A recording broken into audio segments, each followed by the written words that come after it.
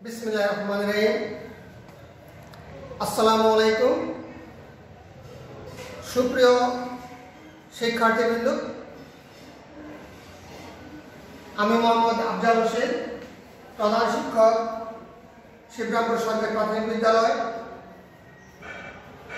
COVID-19 এর কারণে বিশ্বব্যাপী মহামারী ভাইরাস এর কারণে আমরা দীর্ঘ সময় তোমাদের সাথে আনুষ্ঠানিকভাবে পাঠে উপস্থিত হতে পারিনি। আমি ব্যক্তিগতভাবে আশা করি তোমরা এ সময়ে বইয়ের সাথে নিজেদেরকে মনোযোগী রাখতে পেরেছ। তারপরেও বিদ্যালয়ের যে পাঠ, এই পাঠ থেকে যদি সরাসরি সম্পৃক্ত না থাকে তখন ছেলেমেয়েদের লেখাপড়ার প্রতি ওইরূপ মনোনিবেশ হয় না। তো যাই হোক, আজকে আমি তোমাদের মাঝে পঞ্চম শ্রেণীর গণিত বিষয় নিয়ে আলোচনা করব। এই পঞ্চম শ্রেণীর গণিত বিষয়ে আজকে আমি তোমাদেরকে অধ্যায় 12, যেখানে পাঠের শুরু আমাদের সময়, পাঠ্যাংশ ক্যালেন্ডার এবং পৃষ্ঠা নম্বর 133 এবং 34। সুপ্রিয় শিক্ষার্থীবৃন্দ, তোমরা ধৈর্য সহকারে মনোনিবেশ করবে। যেহেতু এটা কৃত্রিম ক্লাস, আমি আশা করব তোমরা মনোযোগী হবে এবং তোমাদের পাঠ্য বই তোমরা এরই মাঝে সংগ্রহ করবে এবং পৃষ্ঠা নাম্বার খুলবে। তো যাই হোক, আজকের যে পাঠ, আজকের এই সময়ের পাঠ, এই পাঠ শেষে তোমরা যা শিখতে পারবে, বাংলা ও ইংরেজি 12 মাসের কোন মাস কত দিনের বলতে পারবে। এছাড়া অধিবর্ষ বা লিপ ইয়ার কি বলতে ও চিহ্নিত করতে পারবে। আমি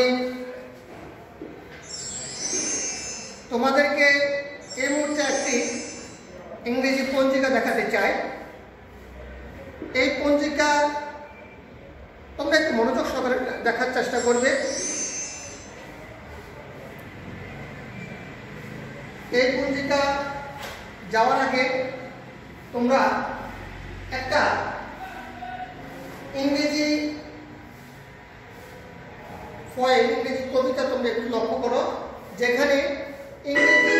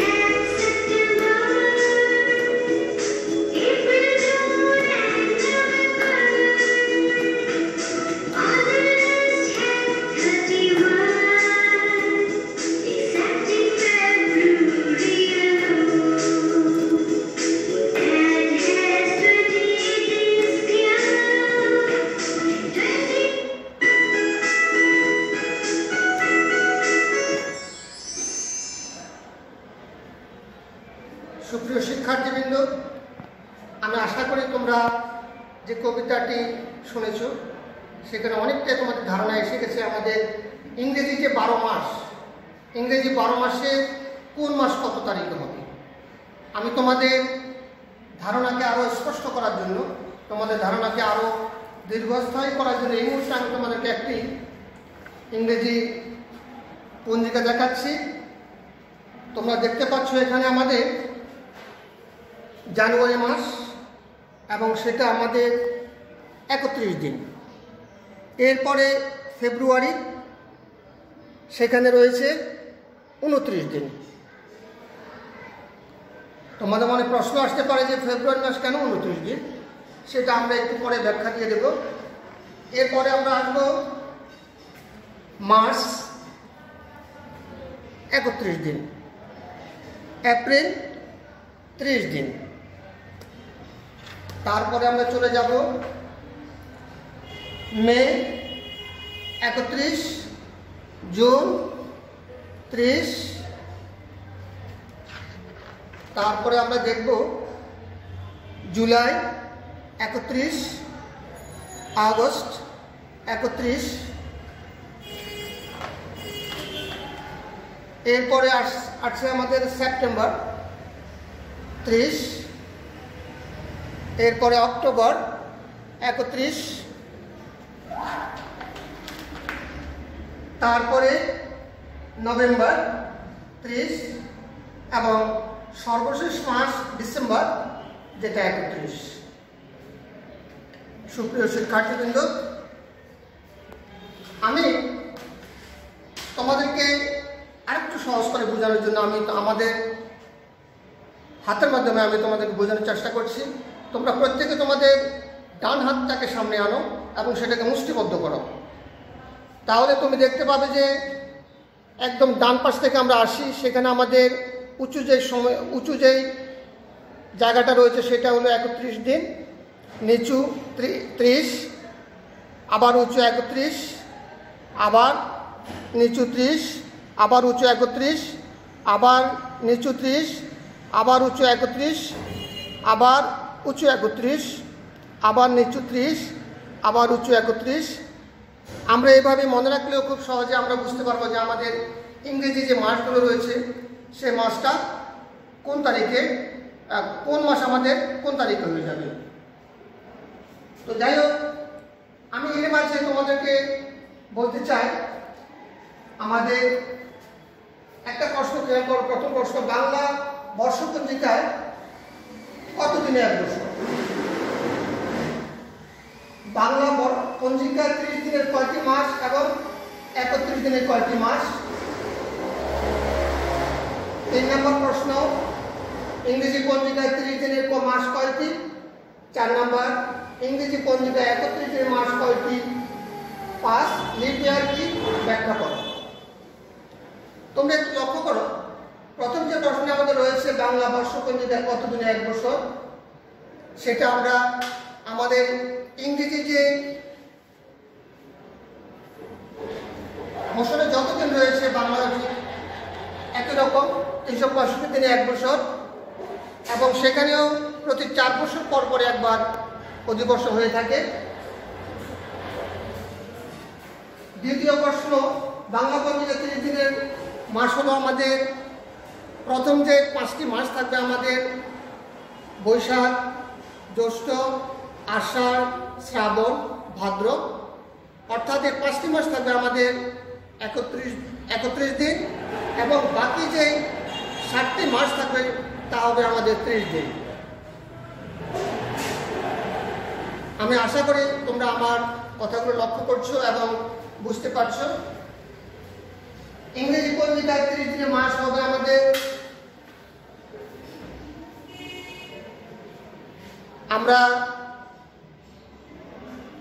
যদি আমরা ফেব্রুয়ারি থেকে আসি, ফেব্রুয়ারি মাস যখন আমাদের লিপ ইয়ার বা অধিবর্ষ হবে না, সেটা হবে আমাদের 28 দিন।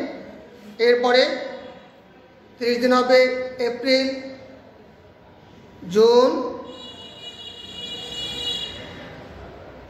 September, November. কয় মাস হলো আমাদের? 5 মাস। দুঃখিত, আমি আবার বলি, এপ্রিল, জুন, সেপ্টেম্বর, নভেম্বর, 4 মাস।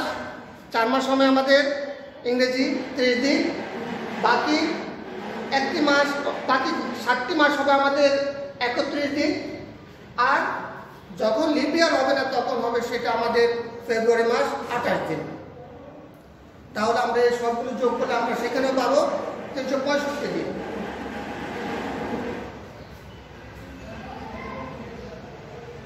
তাহলে আমরা আবার আলোচনা করি, ইংরেজি পঞ্জিকায় আমাদের 31 দিনের মাস কয়টি?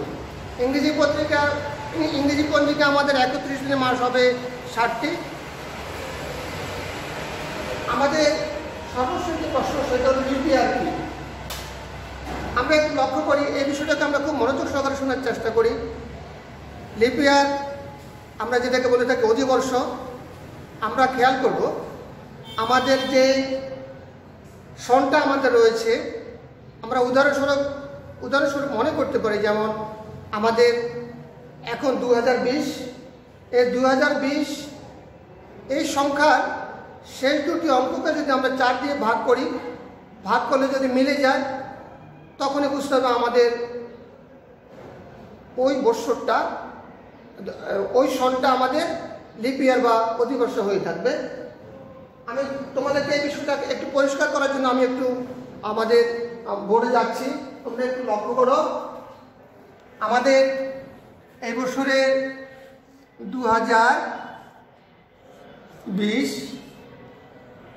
এই 2020-এর শেষ যে দুটি অঙ্ক আমাদের রয়েছে 20, এটাকে যদি আমরা 4 দিয়ে ভাগ করি, 4, 5, 20, আমরা কি দেখলাম? এখানে মিলে গেল। আর যখনই আমাদের মিলে যাচ্ছে, তখন আমরা বুঝবো যে আমাদের 2020 যে সনটা রয়েছে, অর্থাৎ বর্তমান যে সন, সেই সনটা আমরা বুঝে নেব এটা লিপ ইয়ার। অর্থাৎ আমাদের এই বছরের ফেব্রুয়ারি মাস আমরা যদি একটু লক্ষ্য করি, তাহলে একটু তোমাদের ধারণা পরিষ্কার হয়ে যাবে। আমাদের যেমন 2020 সনের ফেব্রুয়ারি মাস যেটি রয়েছে, ফেব্রুয়ারি মাস, এবং তোমরা লক্ষ্য করো সেখানে আমাদের ফেব্রুয়ারি মাস 29 দিনে রয়েছে। তাহলে আমরা বুঝলাম আমাদের বর্তমান যে সনটা রয়েছে সেটা লিপ ইয়ার, এবং সেই মোতাবেক আমাদের ফেব্রুয়ারি মাস 28 দিনের পরিবর্তে 29 দিন হয়েছে। অর্থাৎ আমাদের এই বছরে টোটাল দিনপঞ্জিকা বা ক্যালেন্ডার আমরা যেটা দেখবো সেটা আমাদের এই বছর 366 দিন। সুপ্রিয় শিক্ষার্থীবৃন্দ, একটু ধৈর্য সহকারে আমার পাঠটা লক্ষ্য করার জন্য আমি তোমাদেরকে আরো অনুরোধ জানাচ্ছি, আহ্বান জানাচ্ছি। আমরা এতক্ষণ পর্যন্ত তোমাদেরকে ইংরেজি পঞ্জিকার যে বিষয়গুলো আলোচনা করেছি সে মোতাবেক আমরা কিছু মিলকরণ করার চেষ্টা করবো। এখন তোমরা দেখতে পাচ্ছ আগস্ট মাস, 2 লিপ ইয়ারে ফেব্রুয়ারি, 3 ডিসেম্বর মাস, 4 বছর পর 5 এপ্রিল মাস। এই লেখাগুলো রয়েছে আমাদের বাম পাশে। আমাদের ডান পাশে রয়েছে ক 30 দিন, খ লিপ ইয়ার, গ 29 দিন, খ 31 দিন, ঙ 31 দিন। তার আমরা একটু তোমাদের হাতের পাশে তোমরা কাগজ কলম এটাকে একটু রাখো, এবং তার সাথে তোমরা এই লিপিবদ্ধটাকে তোমাদের নোট খাতে লিপিবদ্ধ করো। লিপিবদ্ধ করার পরেই তোমরা নিজেরা মিলকরণ করার চেষ্টা করবে। একটু লক্ষ্য করো, আগস্ট মাস কতদিন হবে? 31 দিন, যেটা আমরা আমাদের দিনপঞ্জিকা থেকে পেয়েছি। লিপ ইয়ারে ফেব্রুয়ারি 29 দিন, ডিসেম্বর মাস 31 দিন, ডিসেম্বর মাস 31 দিন। 4 বছর পর লিপ ইয়ার। একটু লক্ষ্য করো, 4 বছর পর লিপ ইয়ার হবে।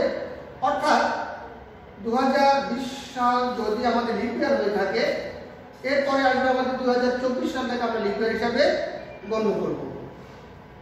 এপ্রিল মাস 30 দিন, আমি আশা করি তোমরা আমার এই আলোচনাটা বুঝতে পেরেছো এবং মেনকরণ করার জন্য যাই কিছু প্রয়োজন তোমরা সেটাও করতে পারবে। সুপ্রিয় শিক্ষার্থীবৃন্দ, আমরা এ পর্যায়ে লক্ষ্য করব আমাদের মনিটর বোর্ডে আমরা একটু লক্ষ্য করি। এখানে একটি প্রশ্ন দেওয়া আছে, তামিমের জন্মদিন 28 মে। তামিমের জন্মদিনের 8 দিন পরে তাসলিমার জন্মদিন হলে তাসলিমার জন্মদিন কত তারিখে? একটু লক্ষ্য করো, আবার বলি আমি। তামিমের জন্মদিন 28 মে। আমরা জেনেছি ইতিপূর্বে মে মাস আমাদের কত দিনে হয়? 31 দিন। তামিমের জন্মদিনের 8 দিন পরে তাসলিমার জন্মদিন। তামিমের জন্মদিনের 8 দিন পরে তাসলিমার জন্মদিন। এক্ষেত্রে আমাদেরকে বের করতে হবে তাসলিমার জন্মদিন কত তারিখে। আমরা একটু তোমাদেরকে আমাদের হোয়াইট বোর্ডে অঙ্কটাকে তোমাদের বোঝার জন্য আমরা করে দেখাচ্ছি। আমরা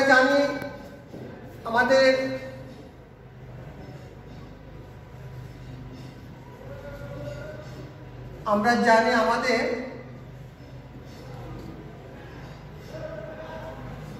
মে মাস কতদিন? 31 দিন। এই ক্ষেত্রে আমরা অঙ্কটাকে দুইভাবে করতে পারি। তামিমের জন্মদিন, তামিমের জন্ম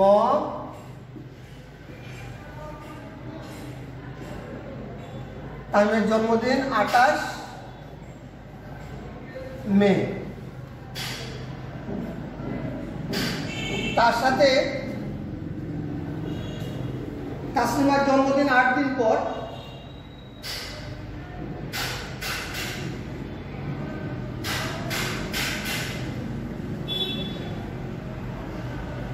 তাসলিমার জন্মদিন 8 দিন পর। এই ক্ষেত্রে আমরা যোগ করি।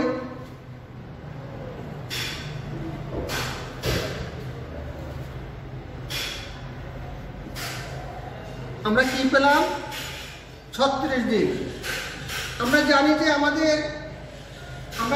আমাদের মে মাস 31 দিন। তাহলে এই ক্ষেত্রে আমরা এখান থেকে যদি মে মাসকে 31 বাদ দিই,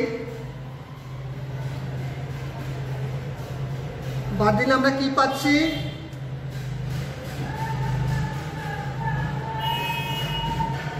5 দিন। তার মানে আমরা একটু লক্ষ্য করি, মে মাসের পরে আসে আমাদের কি মাস? জুন মাস। আর এই ক্ষেত্রে আমাদের মে মাস 31 বিয়োগ করার পরে আমরা যে তারিখটা পাচ্ছি বা যে দিনটা পাচ্ছি বা যে মাসটা আমরা পাচ্ছি তা হবে আমাদের কি মাস?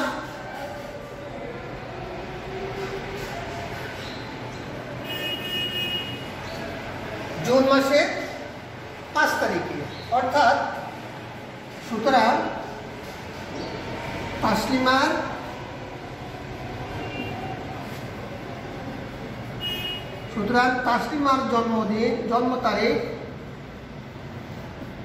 জন্ম তারিখ হবে কবে? তাসলিমার জন্ম তারিখ হবে 5 জুন। আমরা একটু লক্ষ্য করি, আমি আমার প্রাণপ্রিয় শিক্ষার্থীদের অনুধাবনের জন্য, তাদের বোঝার জন্য আমি আবার অঙ্কটাকে আলোচনা করতে চাই। তামিমের জন্মদিন 28 মে, তাসলিমার জন্মদিন 8 দিন পর। তাসলিমার জন্মদিন যেহেতু 8 দিন পর, তাহলে আমরা এই দুইটা দিনকে কি করলাম? যোগ করলাম। সেখানে হয়ে গেল আমাদের 36 দিন। যেহেতু আমরা জানি মে মাস আমাদের 31 দিন, তাহলে আমরা প্রাপ্ত দিন থেকে যদি এটাকে বাদ দিই আমরা পাচ্ছি 5 দিন। আর স্বাভাবিক কারণে আমাদের মে মাসের পরে যেখানে আমাদের জুন মাস আসছে, তাহলে আমরা বুঝতে পারি যে জুন মাসের 5 তারিখে হবে তাসলিমার জন্মদিন।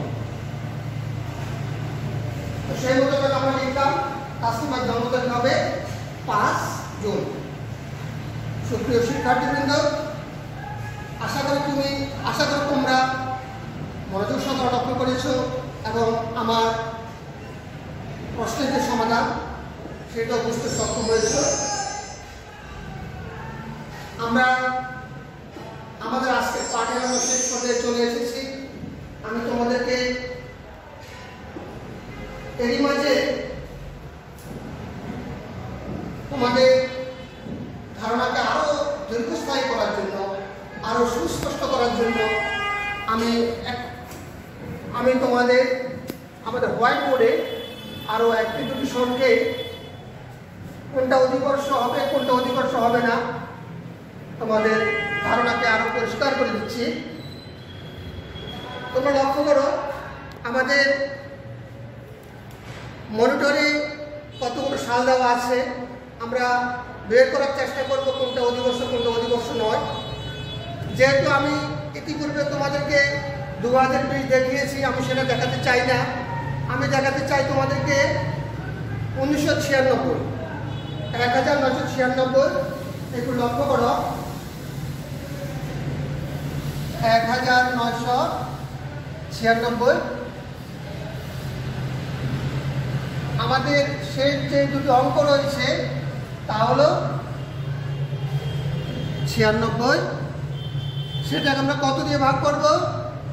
4 দিয়ে ভাগ করব। 4 দিয়ে ভাগ করতে গেলে আমরা প্রথমে 9 এর মধ্যে যাবে কয়বার? 4, 2, 8। 4, 2, 8। বাকি থাকবে 1, নামবে 6।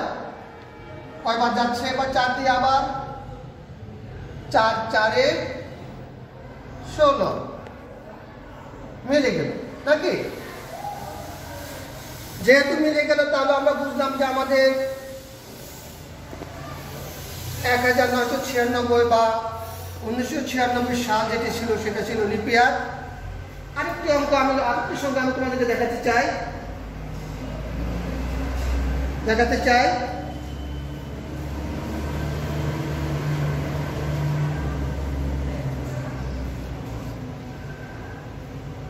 2002।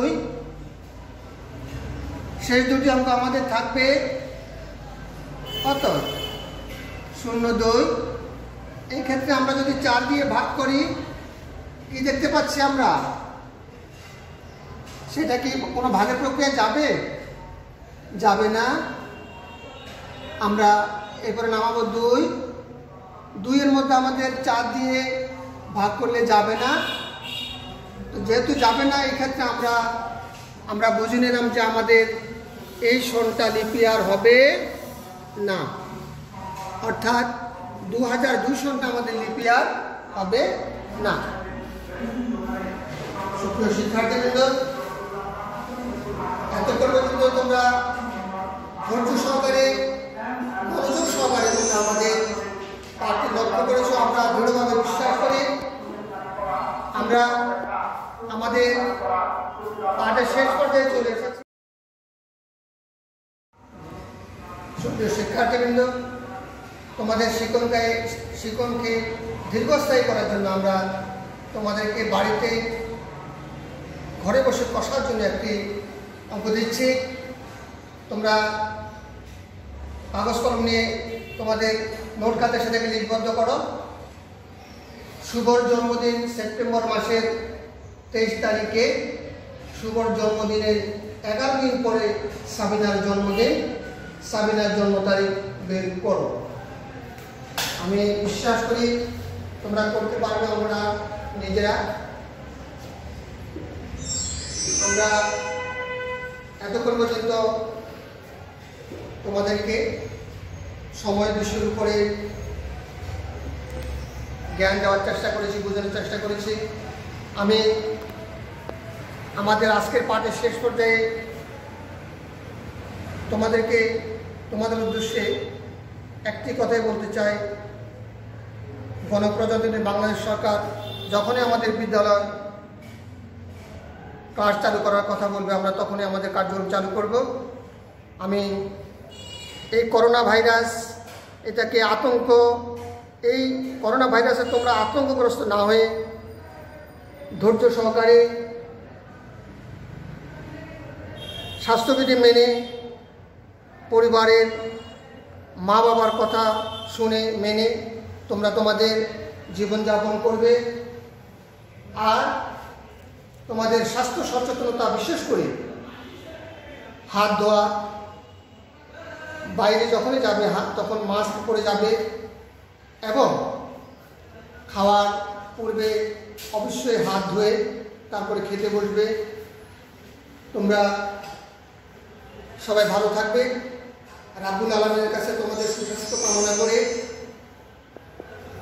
সুস্বাস্থ্য কামনা করে আল্লাহ আবার আমাদেরকে যাতে আমাদের এই বিদ্যাপীঠে আমরা সমবেত হতে পারি, তোমাদেরকে নিয়ে পূর্বের মতো মনোমুগ্ধকর পরিবেশে আমাদের কার্যক্রম চালাতে পারি, এই প্রত্যাশা ব্যক্ত করছি। এবং রাব্বুল আলামিন সবাইকে হায়াত দারাজ করুক, এই প্রত্যাশা রেখে আমরা আমাদের আজকের এই অনলাইন কার্যক্রম শেষ করছি। আল্লাহ হাফেজ।